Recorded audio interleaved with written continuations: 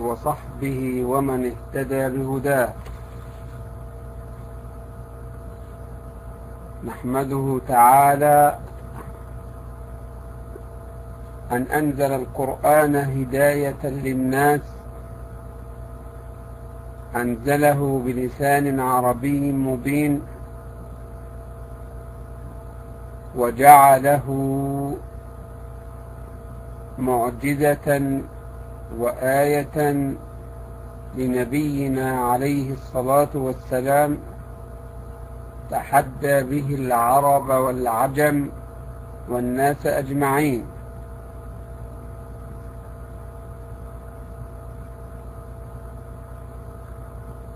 هذا الكتاب أنزله الله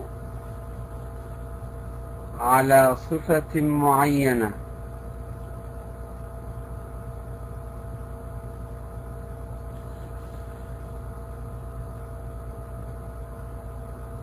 لا بد أن يقرأ بهذه الصفة وبهذه الكيفية التي نزل بها القرآن الكريم.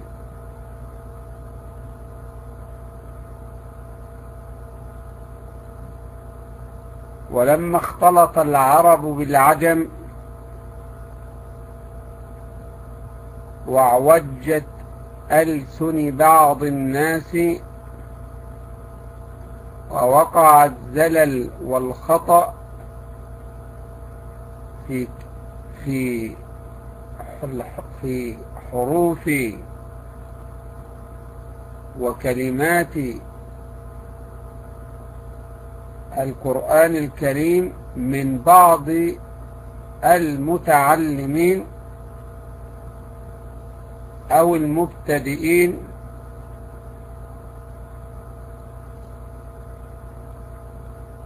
هب علماؤنا رحمهم الله تعالى لإصلاح هذه الألسن وضبط حركات ومخارج وصفات حروف القرآن الكريم، فضبطوا الحركات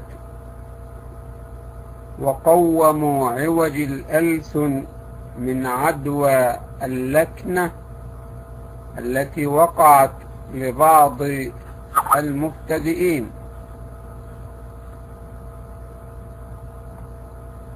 وكان من أهم العلوم التي حفظت بها لغة القرآن الكريم هو العلم الذي تخصص بكيفية النطق بالحروف وأداء كل حرف وإعطائه حقه ومستحقه حسبما تواتر نقله عن أئمة هذا العلم، وحسبما نطق به القراء جيلا عن جيل، والأمة الإسلامية أيضا جيلا عن جيل، إلى أن يصل السند إلى صحابة النبي صلى الله عليه وسلم إلى رسول الله صلى الله عليه وآله وسلم. هذا العلم هو ما يعرف بعلم التجويد، هو مفخرة هذه الأمة، كما قال الله عز وجل: قرآنا عربيا غير ذي عوج لقوم يعلمون. فهذا العلم، علم التجويد، هو الذي صحح النطق العربي الفصيح كما قرر ذلك علماء اللغة، لأننا ننطق ولا بد بل يجب على كل قارئ وقارئة وعلى كل مسلم ومسلمة أن يقرأ القرآن قراءة صحيحة سليمة مجودة خالية من اللحن والتحريف كما قرأه رسول الله صلى الله عليه وآله وسلم. وهذه الجلسات وهذه الدروس نسأل الله عز وجل أن يجعلها عونا لنا على تصحيح نطقنا بألفاظ وكلمات القرآن الكريم حتى ننطق به نطقا صحيحا سليما خاليا من اللحن ومن التحريف. وقد وصلنا في شرحنا لمتن المقدمة الجزرية للإمام ابن الجزري رحمه الله تعالى إلى مخرج الشفتين. طبعا بقي لنا من اللسان حرف لم نتكلم عنه أثناء كلامنا عن الحروف الأسلية، وهو حرف السين كما تقولون، وسوف نؤجل الكلام عليه إلى أن ننتهي من الحروف الشفوية، لأننا بدأنا بها أو بدأنا فيها، مع أننا في المرة السابقة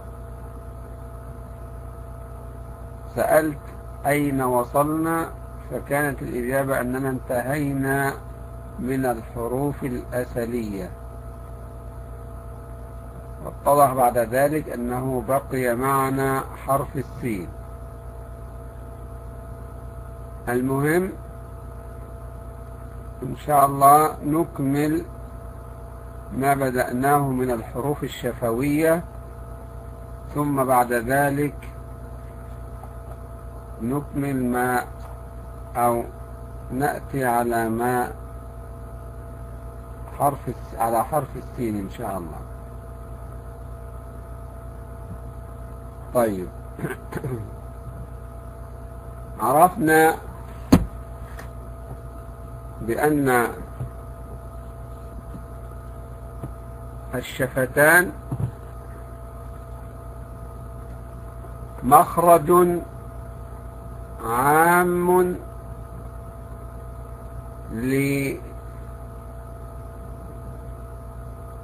لأربعة أحرف. الشفتان مخرج عام لأربعة أحرف، وهي الحروف التي تسمى بالشفوية الفاء والباء والواو والميم. وقد أخذنا في الدرس الماضي مخرج الفاء، يبقى إذن الشفتان مخرج عام لأربعة أحرف، وبها مخرجين. المخرج الأول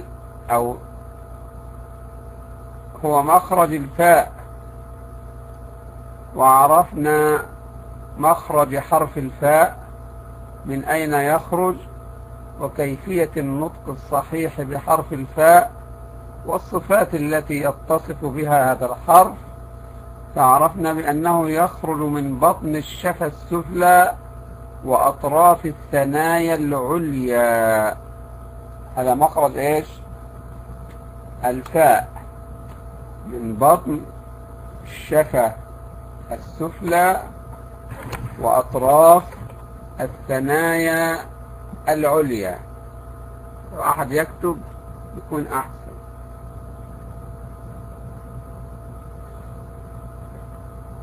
المخرج الثاني هو مخرج الباء والميم والواو. المخرج الثاني هو مخرج الباء والميم والواو.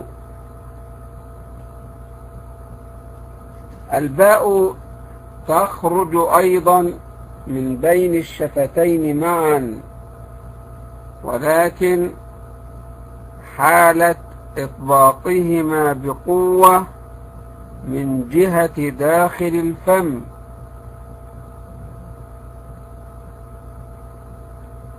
الباء تخرج من بين الشفتين معا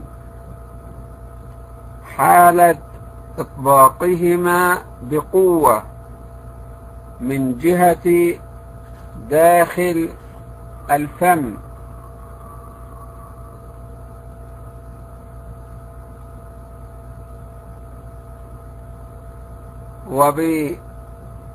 وباختصار نقول بأن المخرج الخاص للباء ما بين الشفتين معا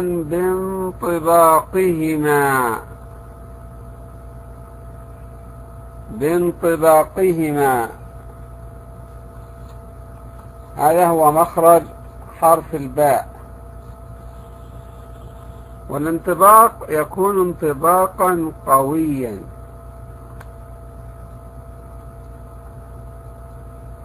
الباء من الحروف التي فيها بعض صفات القوة، وفي نصف بها حتى نستطيع أن ننطق بها نطقا صحيحا.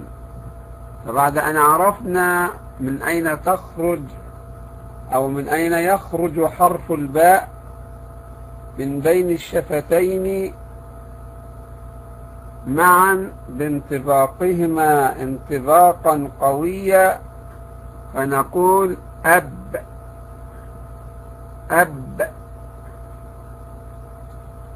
نعم، أب ما بين الشفتين معا بانطباقهما انطباقا قويا من جهة داخل الفم.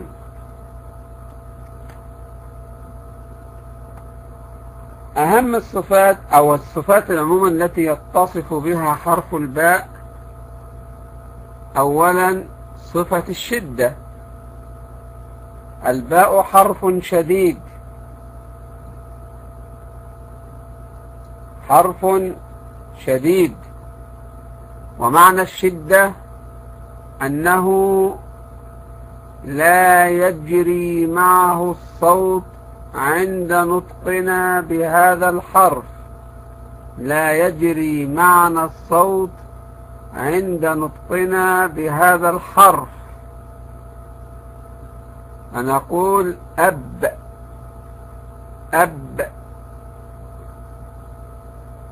إذن هو حرف شديد، أي أن الصوت ينحبس عند النطق بحرف الباء، أي بحرف الباء. إذا النفس ينحبس والصوت ينحبس، وهذه صفة قوة. صفة قوة فين؟ في الميم، في الباء، في حرف الباء. طيب، نقول أب.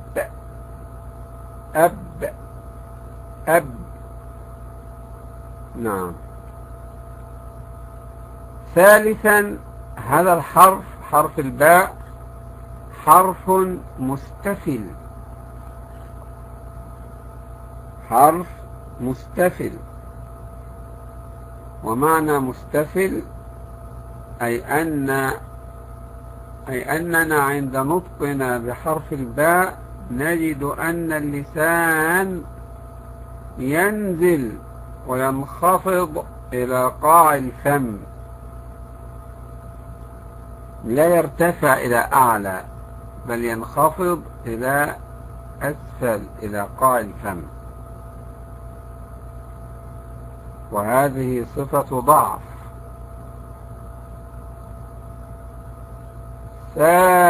رابعا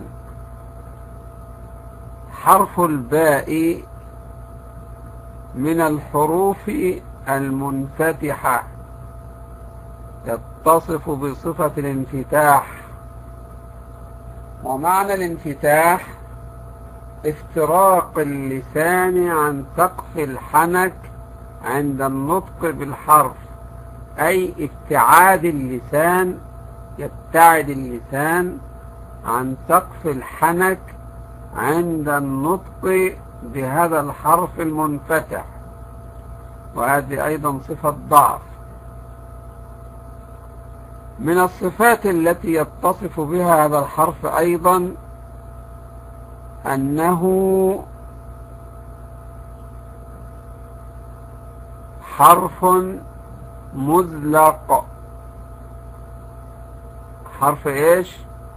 مزلق، يعني يخرج بسهولة ويسر، لأن حروف الإزلاق فر من لب الحروف المزلقة، فهو حرف مزلق.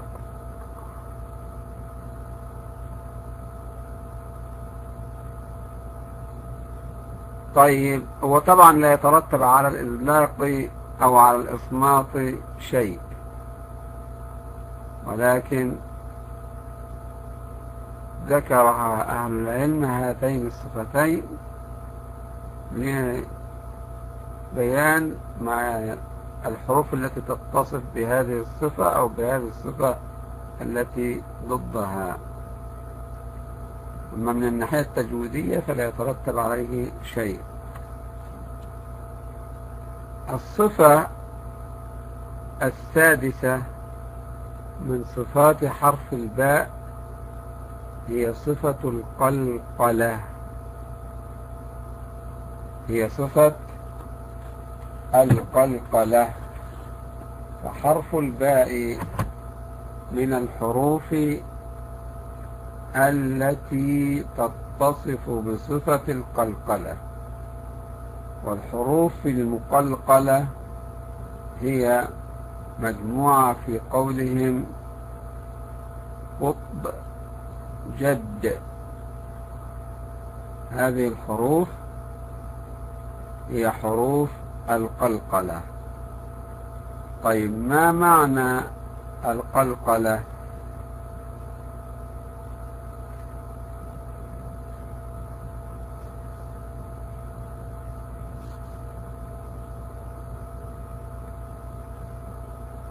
القلقلة ما معناها؟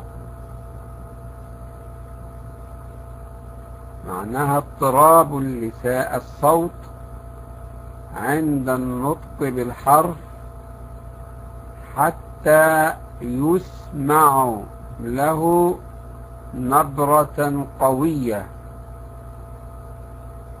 اضطراب الصوت عند النطق بالحرف حتى يسمع له للحرف نبرة قوية.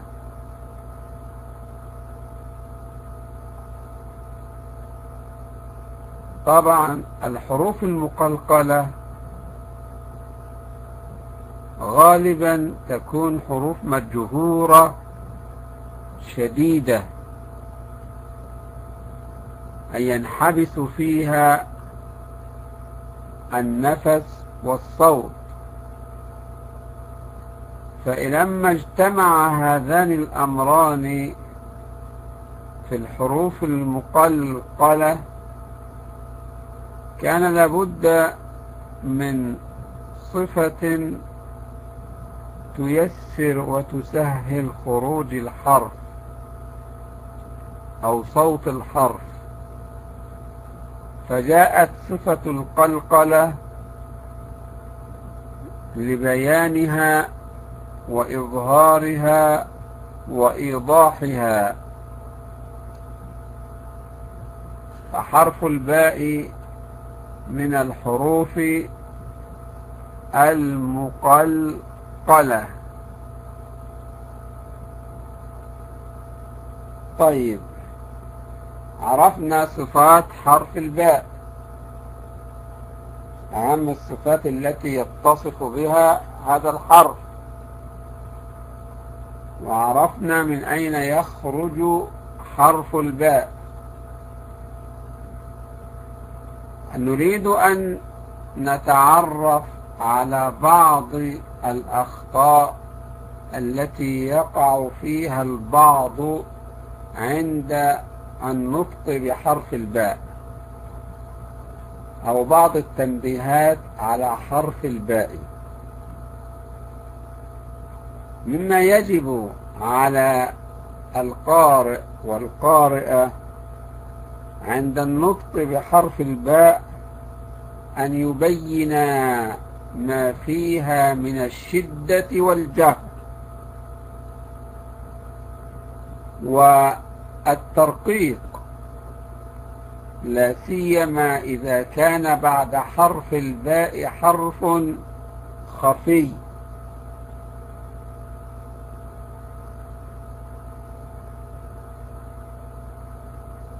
مثل إيش؟ إن ربهم بهم يومئذ لخبير. بهم لابد من بيان إيه؟ الباء والهاء. كذلك إذا جاء بعد حرف الباء حرف مفخم أو حرف الألف، يجب على القارئ أن ينتبه من أن يقع في تفخيم حرف الباء. البعض يقع في ذلك، فمثلا في قوله تعالى: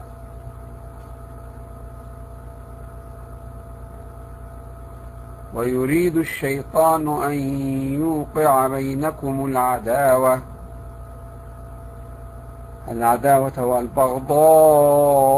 والبغضاء. أقول والباء وليست والبغضاء، والباء لا، والباء خطأ، والبغ أرقق الباء وأفخم الغين، فلا بد من الانتباه لذلك، لأن البعض يقع في هذا الخطأ عند النطق بحرف الباء. كذلك إذا جاء بعدها حرف الألف في مثل قوله تعالى: بارئكم باسط، ترشي باسط خطأ، ولا بارئكم، باء ليست باء وليست باء. كذلك إذا جاء بعدها حرف ضعيف مثل حرف الثاء: بثلاثة، وضح الباء، بثلاثة. وأنا قلت قبل ذلك أن ننشط عند نطقنا بحرف الباء، بثلاثة. أو حرف الزال، حرف الذال مثل بذي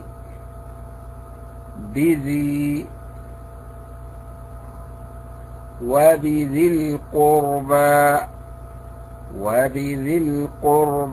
يبين الباء ويوضحها حتى لا تختفي. كذلك إذا وقع بعدها حرف السين مثل بساحتهم،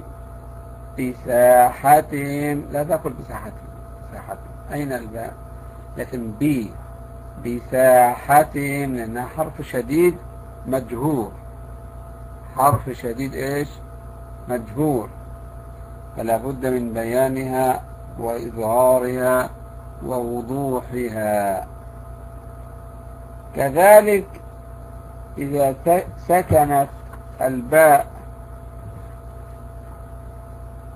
سكنت الباء سكونا لازما أو عارضا وجب على القارئ أن يوضحها ويبينها ويظهرها ويأتي بها مرققة في نفس بربوة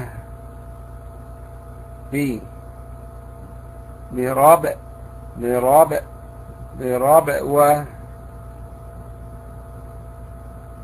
البعض يقول بربوة لا بربوة.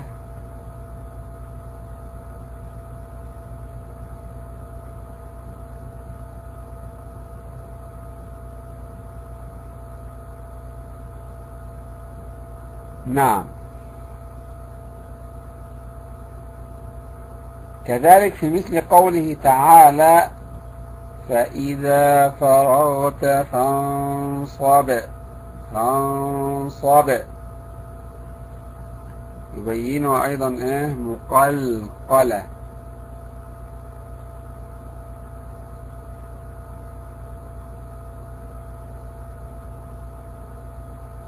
إذا جاء بعدها حرف خفي أو سكنت سكونا لازما وجب بيانها، وإذا جاء بعدها حرف مفخم وجب ترقيقها كما ذكرنا، أو جاء بعدها حرف الألف وجب أيضا ترقيقها.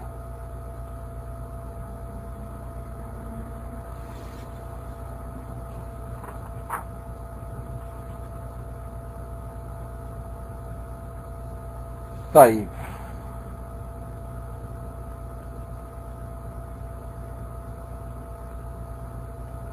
إذا التقت الباء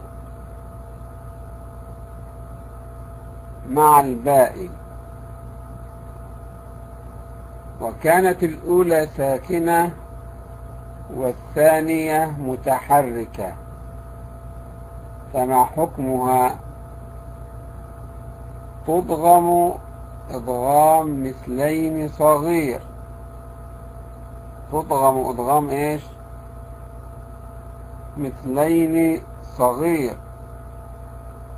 في مثل قوله تعالى اضرب بعصاك.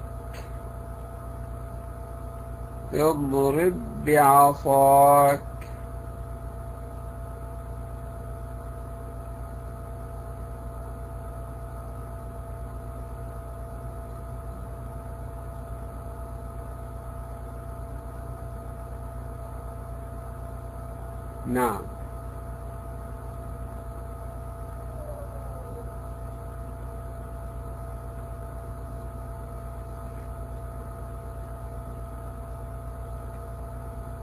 أما إذا تحركت الأولى والثانية فيجب أن ننطق بها متحركة. إذا تحركت الأولى والثانية وجب أن ننطق بها متحركة، يعني نحرك الأولى ونحرك أيضا الثانية.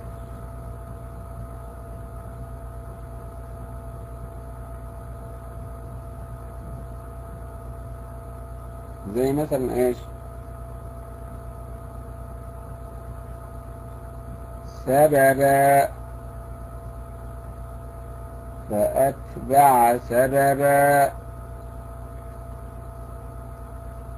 أو الكتاب بالحق، أو حبب إليكم حبب. نعم. فإذا التقت الباء المتحركة بمثلها، يعني مثلها متحركة أيضا، وجب بيان الأولى والثانية وبيان صفة كل منهما مرققة ولا تضغم فيما بعدها. يعني لا تضغم في مثل ايش؟ في مثل الادغام اللي احنا بيناه قبل ذلك اذا كانت ساكنة والثانية متحركة، مثل اضرب بعصاك، ومثل فاضرب به، فاضرب به. نعم. طيب إذا جاءت الباء ساكنة وجاء بعدها حرف الميم فهنا حكمها الإدغام، فنقول في مثل قوله تعالى وردت في هذه الكلمة اركب معنا، اركب معنا، تضغم الباء فين؟ في الميم، تضغم الباء في الميم.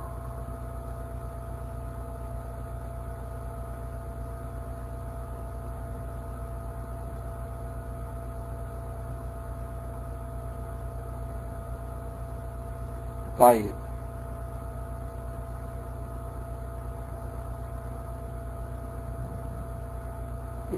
يجب أن يحذر القارئ أيضا والقارئة من إمالة القلقلة عند أداء القلقلة بحرف الباء لأي حركة كانت، بل يؤتى بالقلقلة ساكنة مقلقلة لا نميلها إلى الكسر ولا إلى الضم كما يقع في ذلك البعض.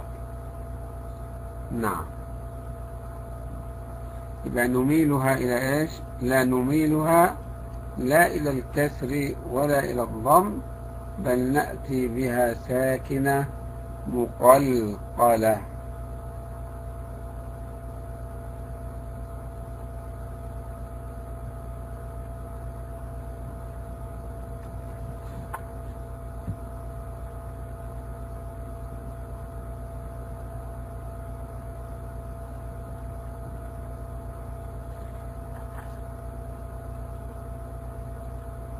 جمع بعض أهل العلم صفات حرف الباء فقال للباء فتح شدة تسفل زلقة جهر كذا تقلقل.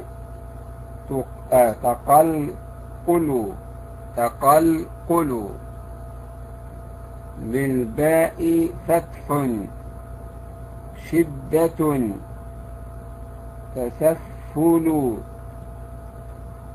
زلقة جهر كذا تقلقل.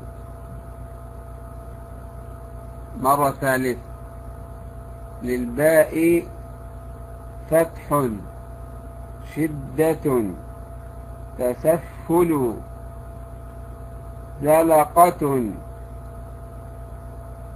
جهر كذا تقلقل.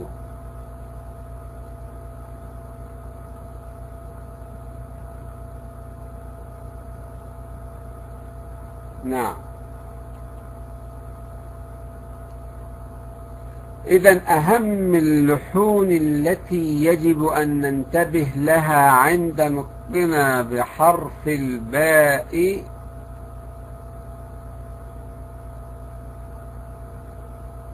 أن ننتبه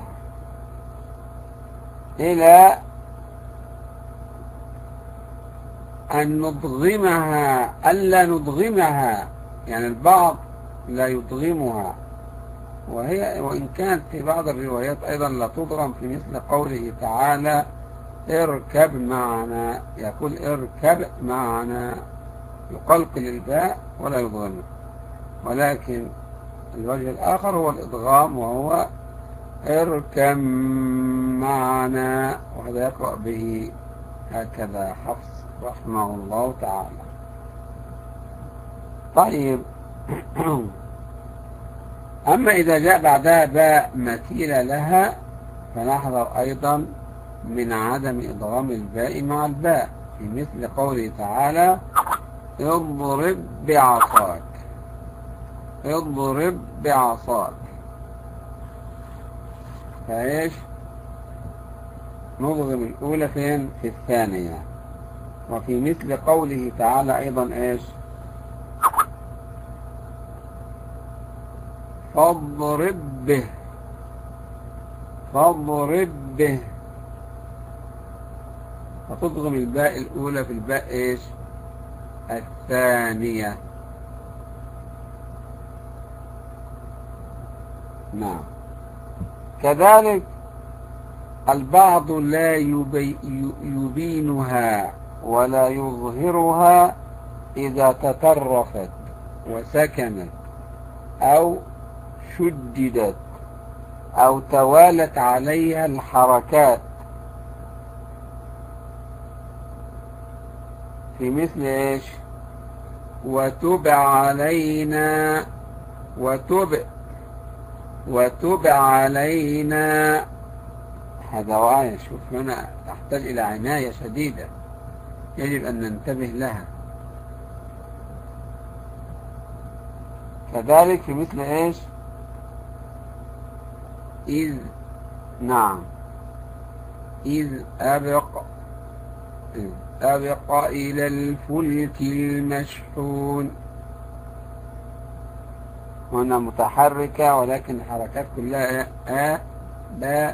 قاء، كلها متحركة بالفتح، فلا بد من بيان الحركات كلها على الهمزة والباء والقاف. إذ أبق، لا تقول إذ أبق خطأ، إذا سكنتها خطأ، تحركها أو نحركها بالفتح. كذلك في مثل قوله تعالى تبع، هنا مفتوحة وقبلها مفتوح وبعدها تنوين، تبع.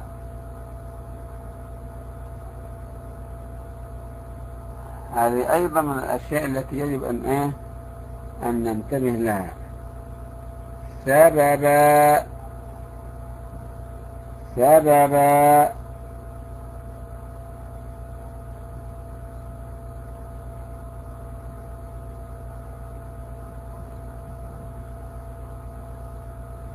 حبب، حبب إليكم، حبب إليكم. نعم.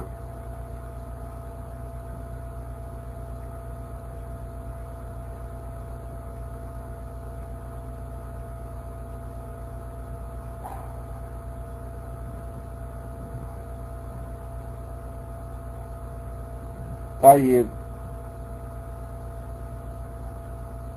الساكنة مثل إيش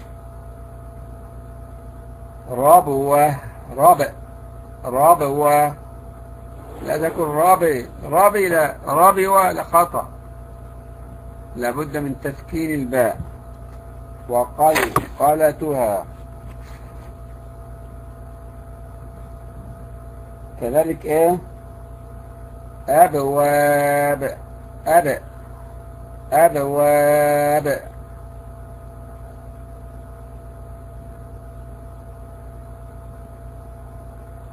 كذلك عبرة، عبرة. فانصب، ساكنة. فارغب، كذلك نفس الشيء. وتب،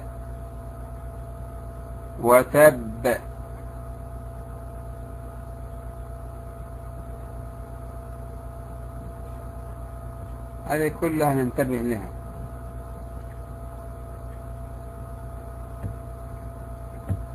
ولهذا قال ابن الجزري رحمه الله تعالى عن الباء: وإن أتى بعدها حرف مفخم وجب على القارئ أن يرقق اللفظ بها، نحو وبطل وباء وبطل وبطل، لا تقل وبطل وبطل، خطأ. كذلك ايه؟ بغى بغى، لا تقل بغى با، لا با، بغى.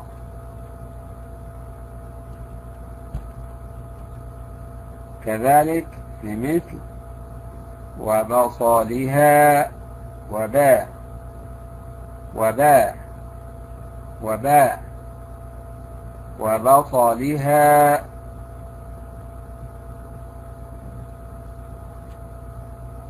كذلك إذا جاء بعدها أيضا حرف إيش؟ الألف، ولذلك قال: فإن حال بينهما ألف كان التحفظ بترقيقها أبلغ. فإن حال بينهما ألف كان التحفظ بترقيقها أبلغ. مثل إيش؟ والأسباط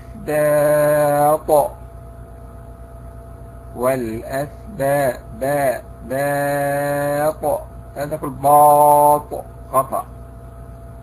وباطل باطل، لا تقل باطل. باغ لا تقل باغ، خطأ أيضا. نعم. فإذا وليها حرفان مفخمان وجب الاحتراز من تفخيمها، لأنها تسحب بسهولة إلى التفخيم. مثل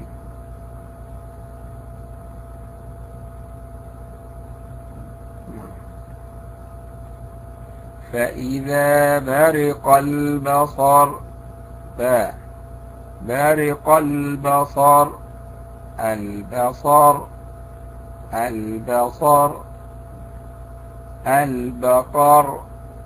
البقر نعم. ومثل ايش؟ طبع.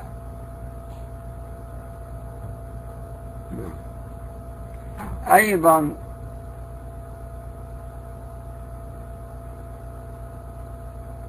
عرفنا انها تختفي اذا جاء بعدها حرف خفي، فلا بد من بيان شدتها وجهرها إذا أتى بعدها حرف خفي حتى لا تختفي منك.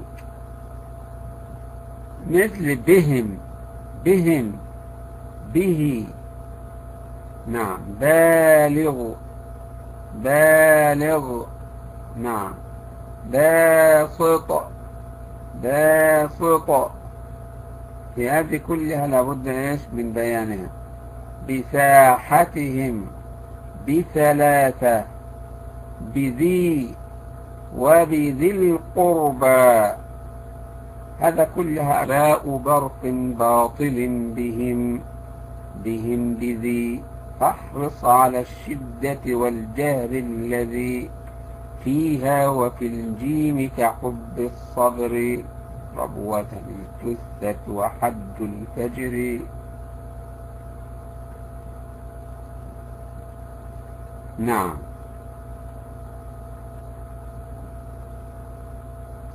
طبعا بعض إخواننا التوانسة والمغاربة يدخلون عليها الإمالة، لأنهم أو منهم الكثير يقرأ برواية ورش فيعتاد لسانه على التقليل فيدخلون عليها الإمالة. فلينتبه إخواننا التوانسة والمغاربة والجزائريين، اللي هو الجزائرة على نفس الوزن، اللي بيقرأ برواية ورش عموما أو غيره ممن يقع في هذا الخطأ.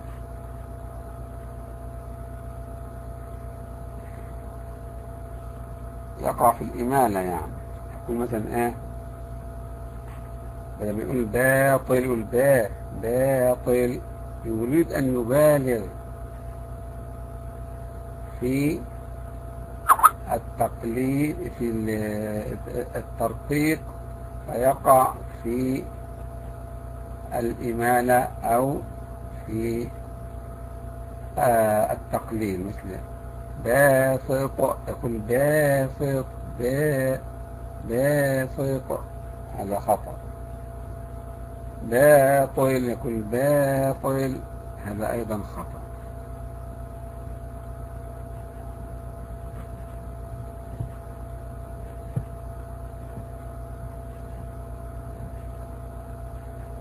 نعم. أيضا من الأخطاء كسرها إذا كانت مضمومة في بداية الكلمة. طبعا رواية قالون يكسرها في كلمة ايه،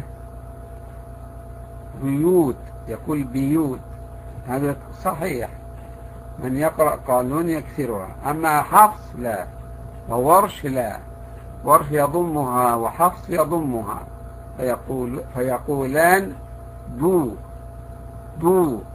بيوت.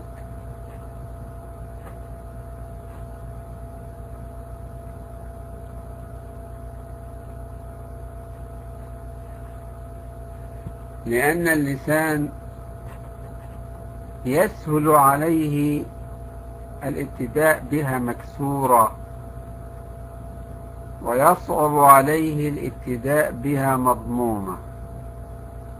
فالقالونيات لا ضير عليهن، أما الورشيات والحفصويات فلا بد أن يضموها عند وجودها في بداية كلمة، مثل البيوت، يقول البيوت، هذا قالون. لكن حفص ورش البيوت بيوت. نعم. فكل يقرأ حسب روايته ولا ضير عليه في ذلك، لكن لا نخلط بين الروايات بعضها ببعض. ما كنش بتقرأ أو لا أعرف رواية قالون وأقرأ بكسر كلمة البيوت، ولا أعرف رواية ورش وأقرأ بكسر كلمة البيوت. إذا كنت تقرأ برواية حفص أو ورش فتضم كلمة البيوت وبيوت نفسها. نعم. هذه أهم التنبيهات التي يجب أن ننتبه لها عند نطقنا بحرف الباء. فالباء كما عرفنا مخرجها ونسبتها، فهي حرف شفوي، ومخرجها تخرج من الشفتين معا بانطباقهما بقوة إلى الداخل. ولها من الصفات 6 صفات ذكرناها وجمعناها لكم في بيت. للباء فتح، شدة، تسفل، زلقة، جهر، كذا تقلقل.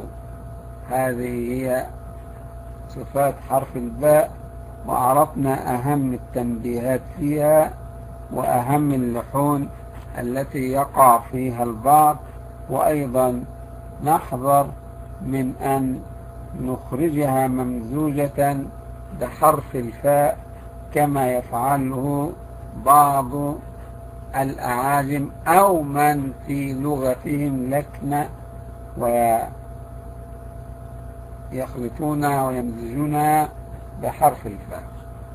نسأل الله عز وجل أن يعلمنا ما ينفعنا، وأن ينفعنا بما علمنا، وأن يجعل ما تعلمناه حجة لنا لا علينا، وأن يكون هذا عونا لنا على قراءة كتاب ربنا قراءة صحيحة سليمة نرقى بها إلى أعلى الجنان في درجات الجنة يوم أن نلقاه.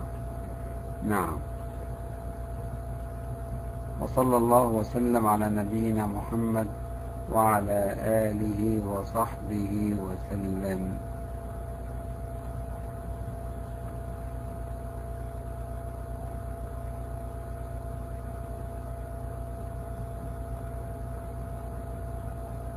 بين القلقلة الصغرى والكبرى. انت ما حضرت اكيد ايه الصفات، شرحنا للصفات، صح؟ ما حضرت عشان كده سألت.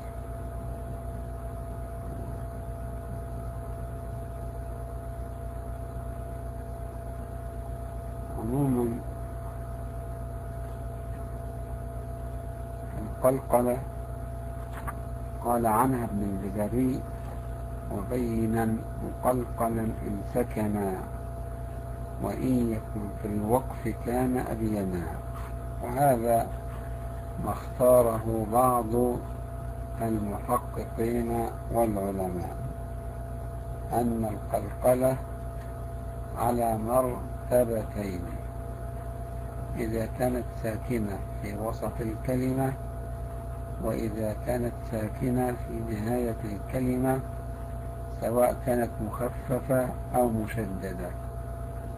وبعضهم قال بأنها على 3 مراتب: إذا كانت ساكنة في وسط الكلمة، وإذا كانت ساكنة في نهاية الكلمة، وإذا كانت ساكنة مشددة في نهاية الكلمة. هذه قالوا عنها بأنها أقسامها 3: أقواها المشدد الموقوف. بعضهم قال إن أقسامها 4، أو قال مراتبها، يعني مراتبها 4. يعني إذن هنا في الخلاف هذا بعضهم قال 4: أقواها المشدد الموقوف عليه، مثل إيش؟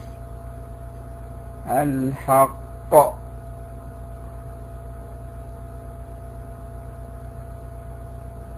بعضهم قال الثانية أو يليها الساكن الموقوف عليه، مثل خلاق.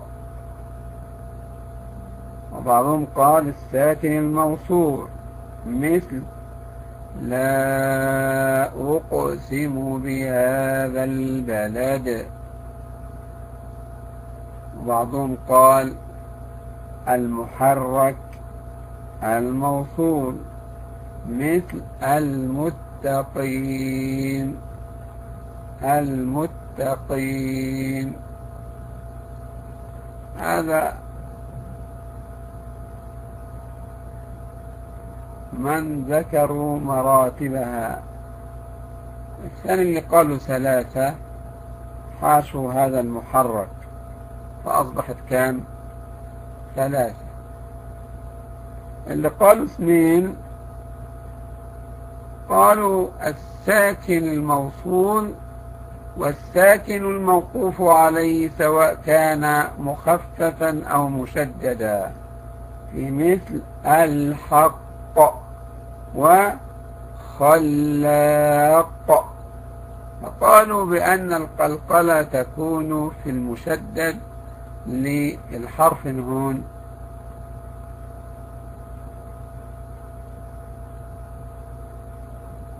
الحق، يعني الأول ساكن، أما الثاني هو الذي يقف عليه بالقلقلة. الحق، القلقلة هو حرف واحد، مثله مثل إيش المخفف. خلاق. نعم، الأمر فيه سعة، وإن أردتم أن تأخذوا بمن قال 3 فخذوا، بمن قال 2 فخذوا، بمن قال 4 فخذوا، ولكن 4 أضعفهما، لأن المحرك في وسط الكلمة لا يتضح فيه القلقلة، لا يتضح فيه القلقلة.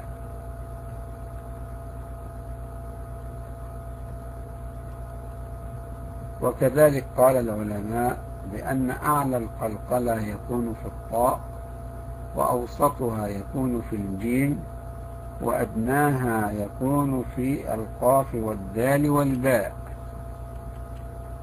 هذه فوائد يذكرها أهل العلم يا أم أمين.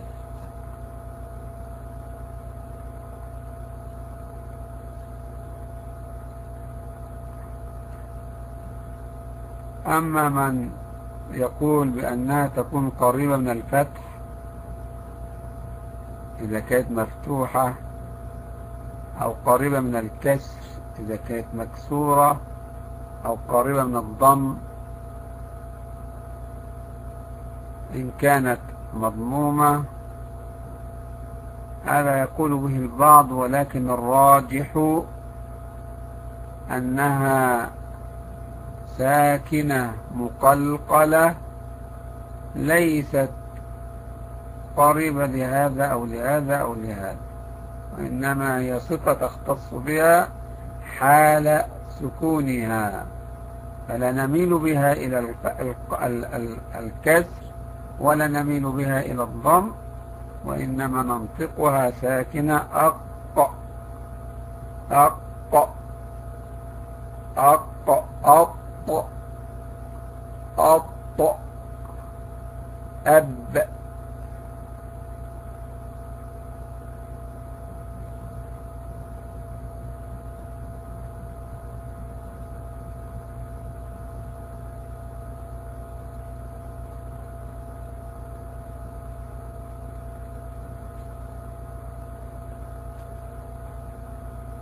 طبعا لو أردتم كلام أهل العلم وذكرناه سأظن في بيان صفة القلقلة.